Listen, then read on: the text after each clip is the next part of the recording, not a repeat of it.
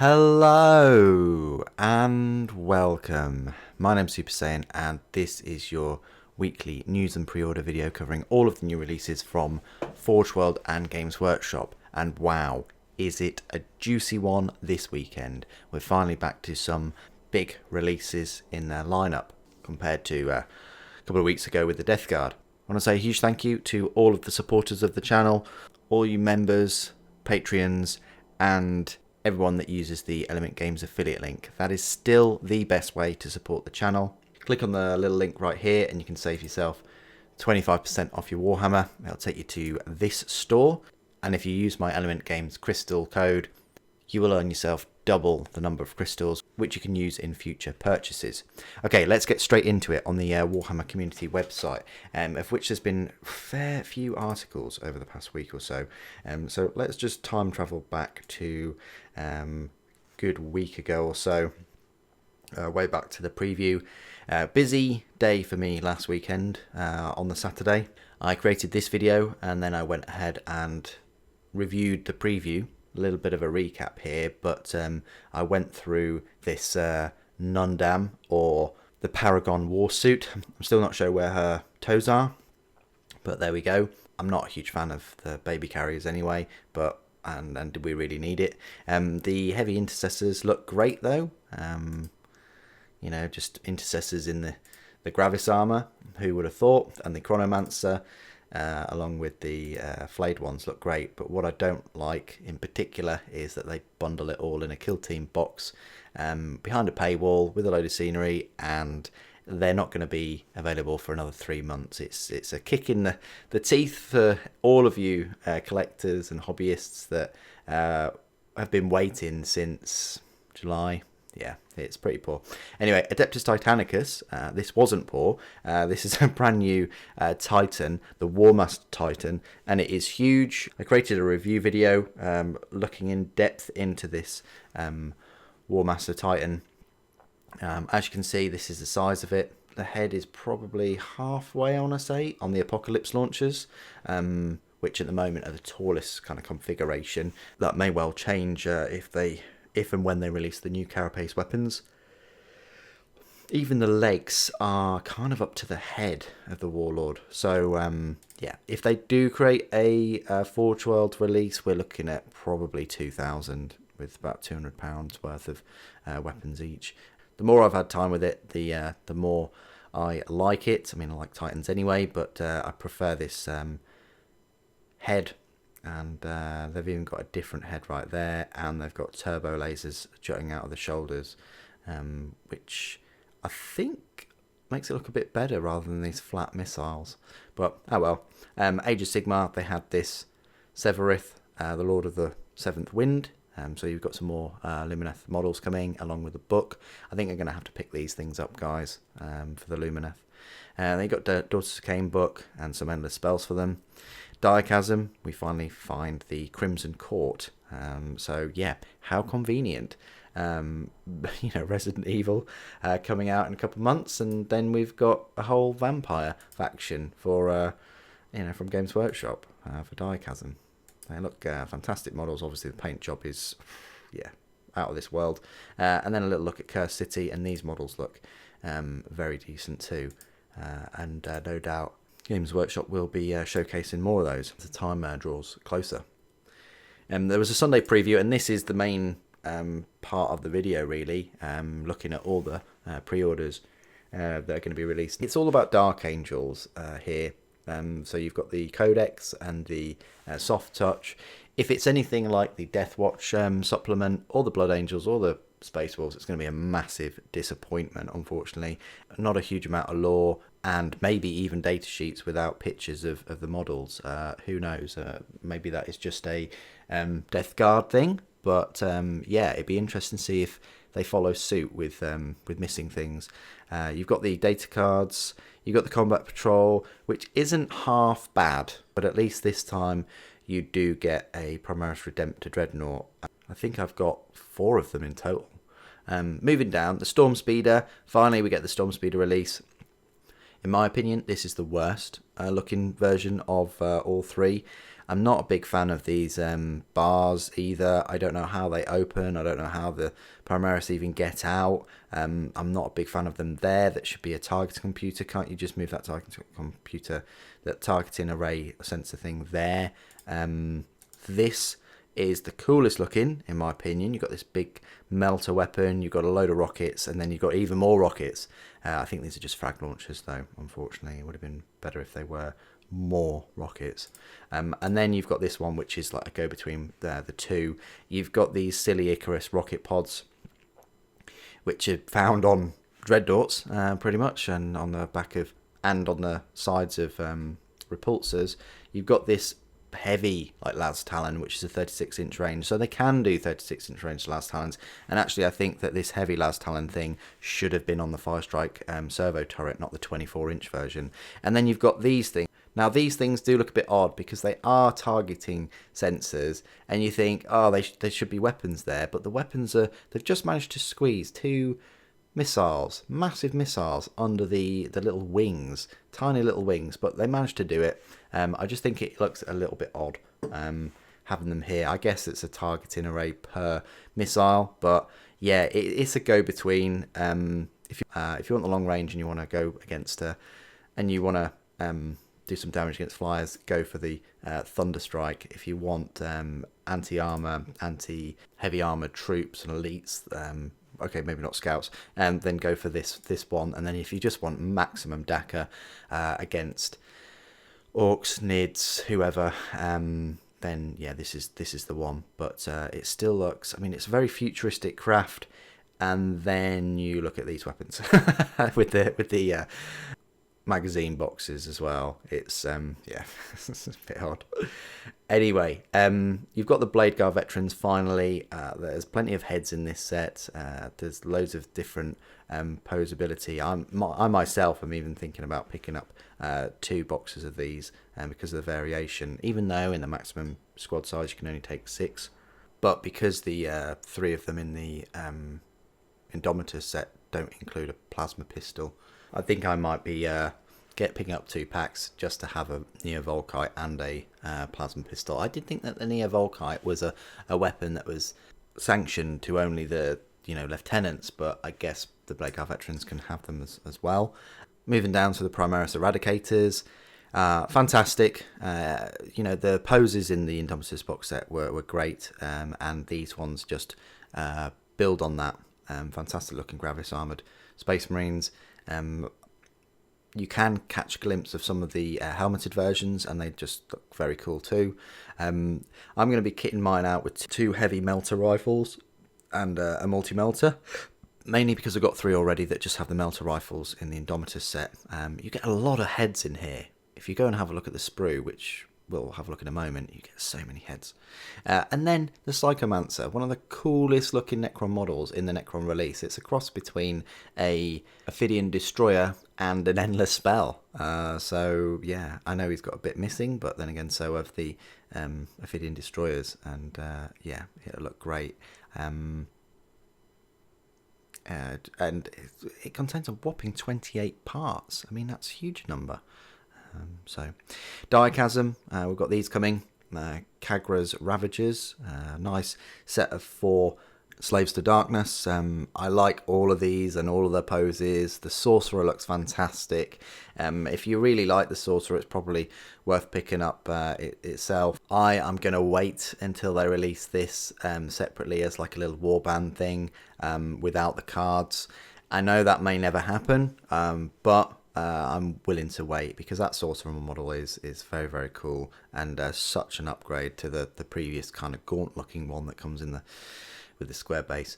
Then Black Library, you have a couple of books, Dawn of Fire, Gate of Bones. You've got 2 versions. You've got the standard with this strange kind of art style that they've gone for. Very shiny, very light, not so much grimdark in my opinion. But then you've got this sort of grimdark collector's edition there for it, and this is written by Andy Clark. Siege of Terror Saturnine, this time it's available in paperback. The Deacon of Wounds, Warhammer horror novel by David Annandale, I like the font there. Kind of makes you think that you've drunk too much already when you go to pick it up off the shelf. Blood Bowl, you've got a couple of new single miniatures which we're going to have a look at on Forge World right now. Skrull Half Height, which is an undead dwarf, holding the ball with the looks like the broken limb of something. Gretchen Watcher, or Vacha, however you want to pronounce that, as a Blood Bowl widow, and the Sylvanian Spotlight teams can pick her up. And then coming next week, you've just got the usual kind of lineup there. So I think I've covered all of the previews for today. We'll be having a look at all of these products in a little while, but let's just go through the rest of the article. So you had to discover new Dark Angels rules and relics to dominate close combat. Meet the first hero to enter Warhammer Quest Cursed City. And this looks very, very interesting. This is the first hero. Who is he? It's a vampire hunter, Jelson Darrock. Tools of the trade. It's got the Ardent Blade and a long-barreled rifle, which is stocked full with mort silver bullets to punch through armor, flesh and bone.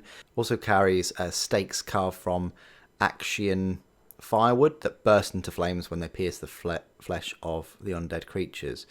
Okay, so one usable stakes. That's a little bit odd, I guess. The firewood burst into flames, so although he's got his sword and then he's got his hammer as well, I guess.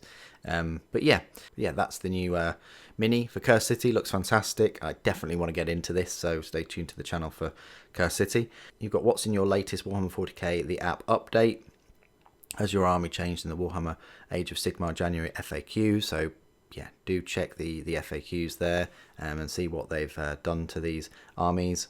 As always, whenever I go through the rules and things, it is from their books. I don't take into account the FAQs, so bear that in mind when I'm giving you all the Gloomspite Kits rules and also the upcoming Maggotkin content. Kagras Ravagers come to desecrate Diachasm with malicious new mechanic.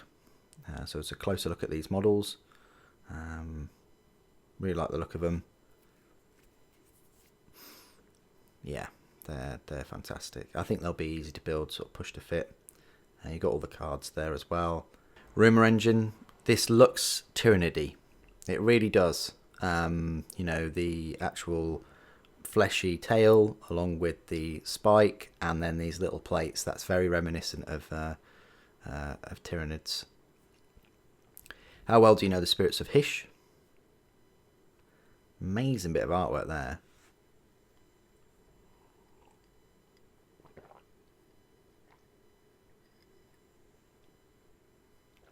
Got the hierarchy of Hyshian spirits, and then you've got Hurricane Spirits of the Wind. Fantastic, love it, absolutely love it. Titanicus Engine Kill. So this is the first big article that they've released for this one, whereby they name the weapons and they look at all the weapons and what damage they can do in Adeptus Titanicus, which does give us a nice feel for how they're going to perform in 40k and Horus Heresy. So bigger in many ways. You've got twice the size for this terminal. Emperor knows how big the Imperator terminal will be at some point. Unparalleled firepower. Well, yeah, excellent arc. Range though, not the best. But yeah, strength 13 and D10 for damage at short range. These Suzerain or Suzerain class plasma destructors. So the I'll just call them the Suzerain plasma destructors. Then you've got the Revelator missile launcher. That's the missile launcher that's on its carapace that is sort of sunken back from the model. Can we see it there? Sort of, it's there. You've got the weapons that you quite used to with the shoulder weapons. So you've got Apocalypse missile arrays, Inferno guns, turbo laser destructors, Vulcan mega bolters, melter cannons, and plasma blast gun. Then you've got some ancillary reactor systems, the plasmatic locomotors, and the infusive supercoolant. 40k field and all bike army with new rules and stratagems for the Raven Wing. Regimental standard applied today for a once-in-a-lifetime opportunity. Good intentions lead to a very nasty hell in the latest Warhammer horror novel, The Deacons of Wounds. That's coming. I think that's today. Terminator secure objectives with Deathwing rules for Dark Angels. That's quite dangerous. MetaWatch is Warhammer 40,000's first turn advantage, a thing of the past. And then Running Dead take to the pitch in this week's Forge World pre-orders. So this was up yesterday for these, and you've got the star players, so you've got the rules there as well for them. Fantastic. Hunt and Capture the Fallen with Dark Angels new Crusade rules. And then designing Kagra's Ravagers, the warband that will ruin your opponent's day. So this is the warband. So on. Yeah, I hope they're released separately at some point. That'd be nice. Okay, let's jump on over to Forge World and have a look at those Blood Bowl minis then. Here we are, and they are on their front page, which is very nice. I have to say, Forge World has done a very good job recently. I've been checking the website, maybe every day, who knows. And I've been looking at the products that are available and coming into stock. There's still a few issues with Titans and Knights and things, and a couple of the tanks. But on the whole, they're doing very well to restock items. And I always suggest to everybody, if you see something that's out of stock, there's a reason that there's an email me notification box right there. Forge World have always been very, very much made to order. They will have a few things in stock, but but the way their production process kind of runs, it means that they won't have everything in stock all of the time. Unlike Games Workshop, warehouse allocation is much, much larger.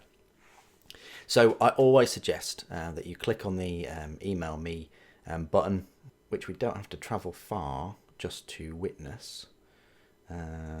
So look at all those things in stock. Fantastic. You've got all your Space Marine tanks and things there. You've got your drop ships.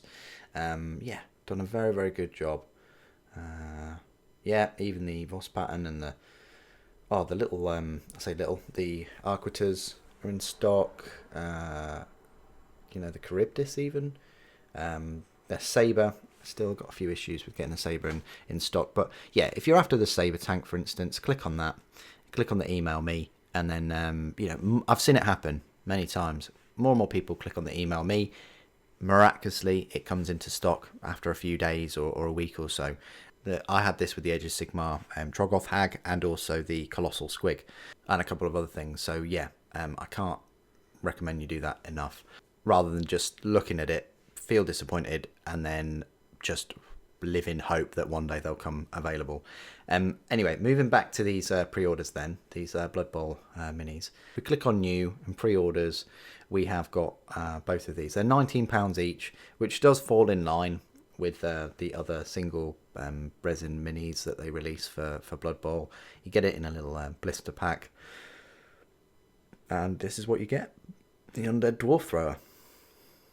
I like the flame paint job that they've done on that, and a little gem. So there you go. Plays for both Undead and Dwarf teams. A strong player. You can find all the rules you need to use Skrull in Blood Bowl, the official rules, apparently. Looking at Gretchen Watcher.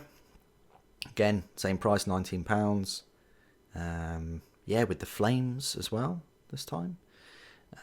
Harness the fury of a woman scorned by Blood Bowl. Then it says here, she can be induced to play for any Sylvanian Spotlight team, bolstering their defensive line and skipping right past their biggest players on offense. There you go. So that's her. Pretty sweet. And then, if that's not all, you can click on here, and you've got the Wolfenberg Crypt, which includes the full plastic Blood Bowl team comprising of 6 zombie linemen, 2 ghoul runners, 2 wraiths, 2 werewolves, 2 flesh golems, and balls, turn counters, coins, star player Skrull, and Gretchen Watcher. So yeah, you can add both of them to this undead team for £64, and then you've got a team, and then you just paint it up and you play Blood Bowl whenever with your team. I think it's awesome. Okay, moment you've all been waiting for, I guess. Let's jump on over to Games Workshop and have a look at all of those new Primaris releases. Okay, and here we are on Games Workshop's web store. Straight away, you've got a big advert for the Stormspeeder and Eradicators and the Ancient and a Lieutenant as well.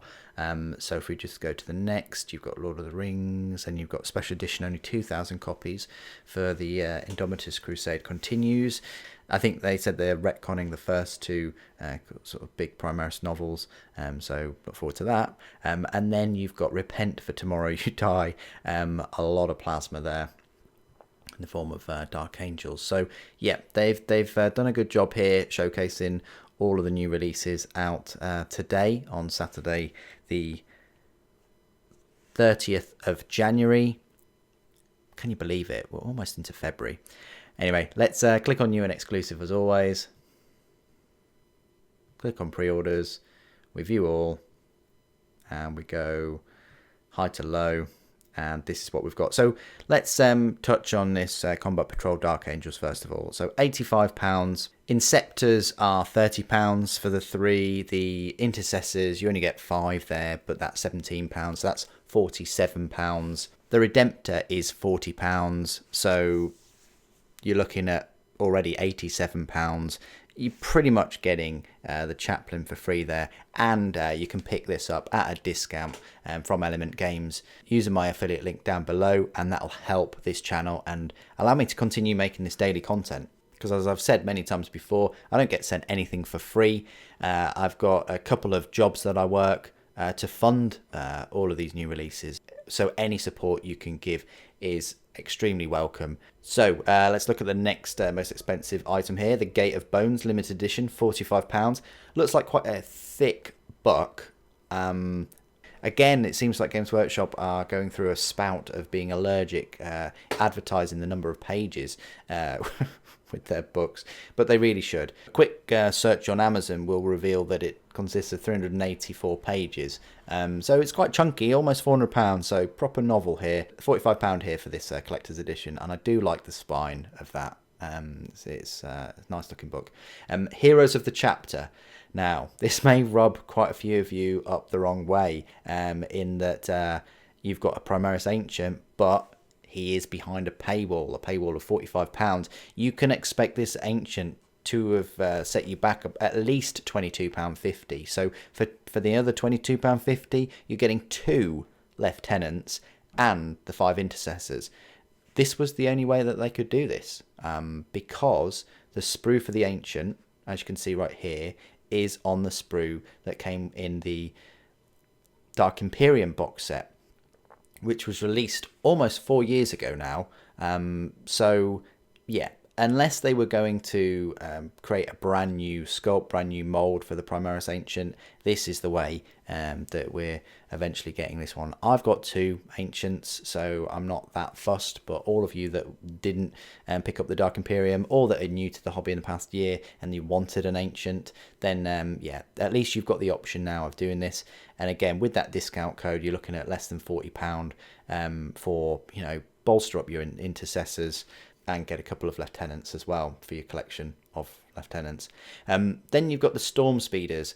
They put them up as 3 separate listings. It's just one kit, and they're just showing you the 3 different variants. I think there are only 2 sprues. They come in this awesome new flying stand though, which I am a big fan of. They should promote these stands more, but if I look at the 360 view, I think this is the same stand that the Archaeopter comes in.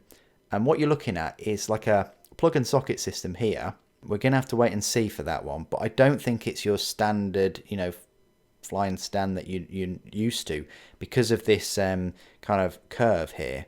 But anyway, that's just me pointing that out.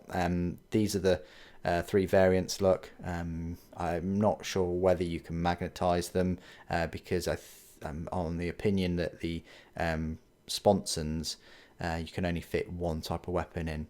Who knows? We'll see. I mean, they've done a fantastic job of squeezing everything onto 2 sprues, it looks like. And the repulsor plates, oh, can we get a round of applause, please? All the repulsor plates are on just one piece. I mean, I know a certain young man that will be very pleased to hear that news. I'm still not sure on the back door, this thing.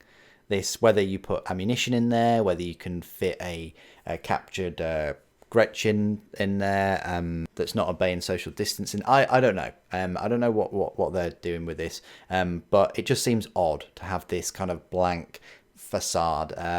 I'd like to see the designer notes and things of why they've done this. They could have so easily put a third turbo thruster to just signify that this is almost the same speed as a normal land speeder, but despite its much larger size and the fact that it's having to carry all of that extra ammunition, as well as 3 Primaris Space Marines. Going back to this sprue, it looks like you're not going to be able to remove this Primaris out of there without too much difficulty. I'm not sure. We're going to have a look at that, see what we can do, because at the moment that just jars me so much. We'll see what we can do with that one. But anyway, that's the Thunderstrike, and the Thunderstrike is the one with the heavy las cannon and these big missiles on the side, and the Icarus storm pod, and then the Hail Strike is the one with the Iron Hail heavy stubbers and the frag launchers, and then the Onslaught Gatling cannon. Not sure if it's the heavy one, can't remember. And then you've got the Hammer Strike, which is what I will be building mine as, because you've got this awesome rocket pack, because you've got this awesome missile pack, and the big melter gun, and some decent missiles at the side as well. So yeah, 2 sprues will make all the variants, and I don't think that's too bad. They could have easily charged 45 or 50 pounds for this thing, but it is a land speeder, I guess, at the end of the day. You've got the Codex of Dark Angels supplement collector's edition. We're looking at 23 data sheets and 80 pages, so it's sub 100 pages. Bit of a letdown, but there we go. This is a soft touch. You've got the page keeper. And you know, the larger size format that they've introduced into this 9th edition. You've got the Bladeguard veterans. Now, plenty of options here. I do like this one with his shield on his back. I like the one pointing. In my opinion, they're in better poses than the ones in the Indomitus box set. And I'd go as far as to say, if you got a few boxes of these, they wouldn't look too similar. And the main reason is because of the legs. I always complain about the legs, that they're not in a decent position. But actually, if they were all striding forwards or sprinting forwards or at full tilt, then I'm thinking that you'd notice them being twins even more. But you're getting your 3 sprues here. Yeah, they look quite decent. You've got the shields, all 3 of the shields. You've got the power swords or mastercrafted power swords. You've got the heavy bolt pistols and the plasma pistol and the Neo Volkite pistol there.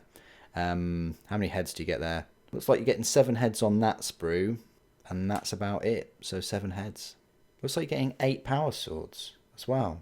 So a fair number of those, including this one where he's wiping down the sword. I might go for that.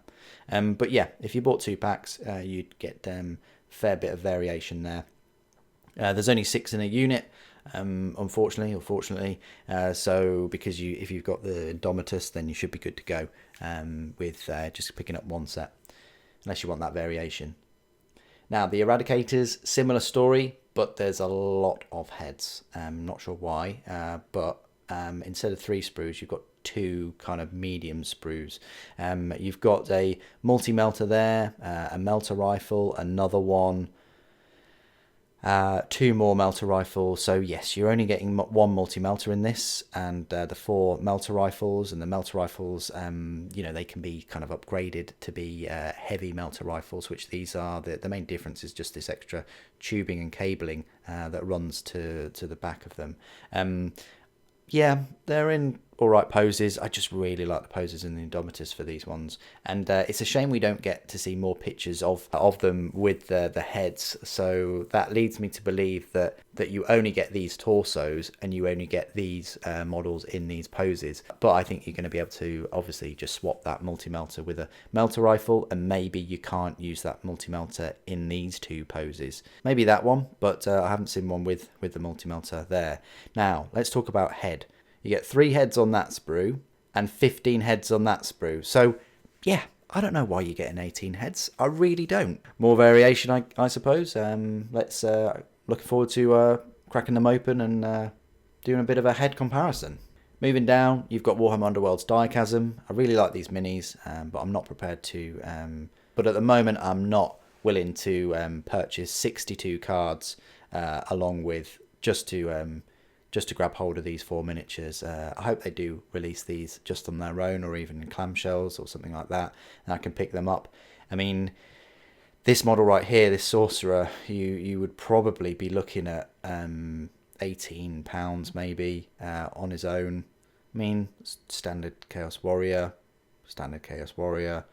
or Champion even, and that's a standard one. So, but yeah, £25 if you want that new little warband. Psychomancer. Now, this is an awesome looking model. Comes in a box nonetheless, with one of these big sprues, and no less than 28 parts there. In my head, the number of parts seemed more than just on one sprue, but yeah, one sprue in its box.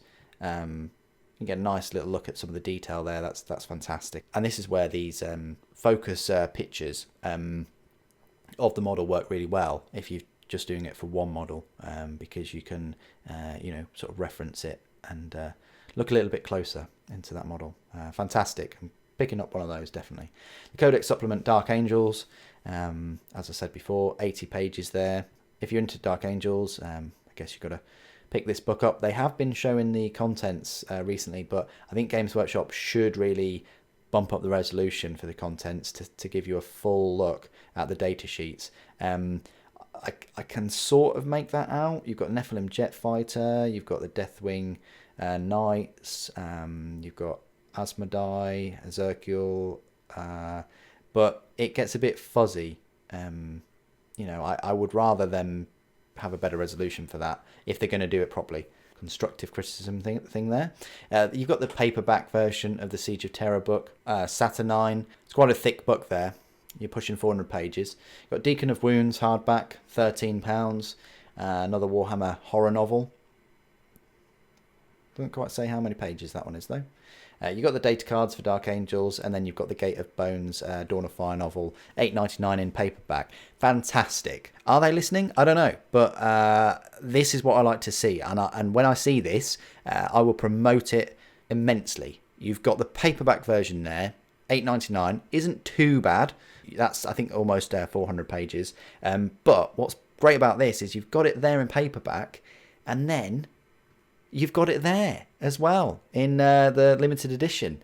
We're only missing one more product type, the standard hardback version, to have the full trifecta of my dream of them releasing all the 3 different types of books at once. But this is still fantastic if you and it shows that they can do it, and I just wish that they would do it with the Horus Heresy books. I really, really do. Yeah, this just illustrates my point that they can do it, and they should do it. Cater for all of your customers. Anyway, enough about that. That is all of the news and pre-orders for today. It was a big, juicy one, guys. I did say this at the start. I've talked for what seems like forever, but if you've got to this point in the video, then thank you so much for getting through it, and hope you've enjoyed it. I'm not sure what the preview will be tomorrow. Maybe they'll have pre-orders up next weekend, but if they're going to stay true to their word, which is releases every 2 weeks throughout January and February, then I'm guessing there won't be a preview tomorrow for next weekend, but there will be for the weekend after, if all that makes sense. Anyway, whatever there is, I'd check the community website as usual on the Sunday evening time. What do you guys think of all of these pre-orders today? Please do put your thoughts and opinions down below, and also leave a comment what you've picked up today, what you pre-ordered. And if you want to discuss them further, please do, of course, visit my Discord server, and we can all have a jolly old chat in there about them all too. Thank you ever so much for joining me today. Thank you for watching. The Emperor Protects.